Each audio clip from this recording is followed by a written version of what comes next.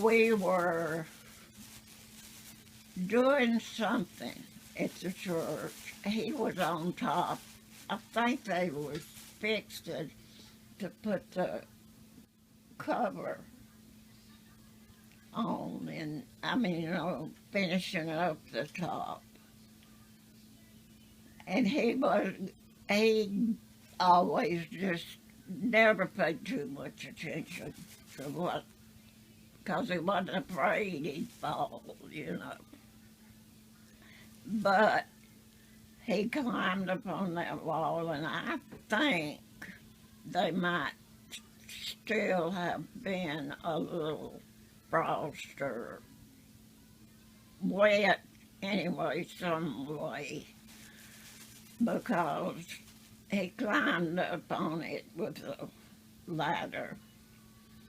And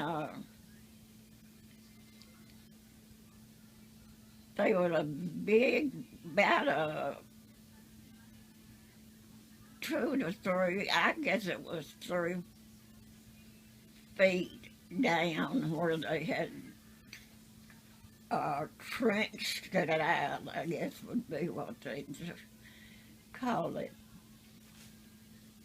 And when he got up on it, he wasn't too careful because he just climbed up there on the ladder and he hit a wet spot and he slipped off and fell right down in that hole and he broke his leg.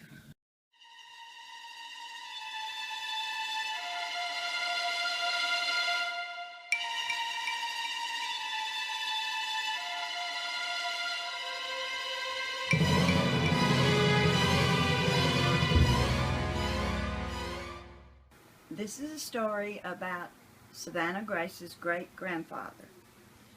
He was working on his home at the river. He was working on the roof.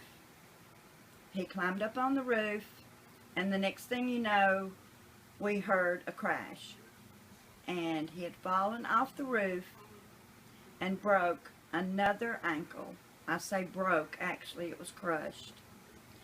And my mom, somehow, they were there alone, and somehow she managed to get him in the car, wrap his ankle, get him in the car, and get him to the hospital in less than 30 minutes. And we, at the time, we were 50 miles away from Druid City Hospital. Now, that's her story, and she's sticking to it. So, of course, this was his other ankle, because he'd already crushed the other one. And Dr. Bentley told him as a joke, which wasn't too funny at the time because, of course, he was in pain.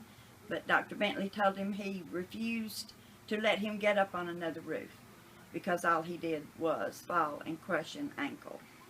And Dad, it took him a long time, over 2 years, to get over this one. But he did, and he's an extra strong guy.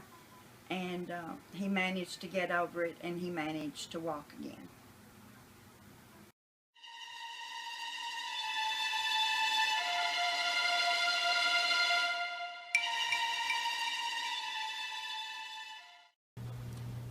Okay, this is a story about when I got hurt. It was about 8 years ago.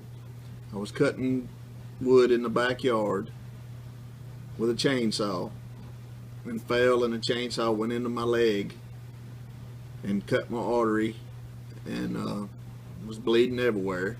My nephew luckily was there, and I told him to tie my leg real tight, and he did, and probably saved my life. But my wife, Vannah's mother, rushed me to the hospital, where I was laying on the hospital bed, and I told them not to take the bandage off my leg, but they did before the doctor got there, and it sprayed the walls and ceiling all with blood everywhere. And eventually they sealed it up or did whatever. They did get me some pain medicine, which I was in a lot of pain, and I don't really remember a lot of it because I was in so much pain. But I think I had 50 something stitches, and like I said, I cut the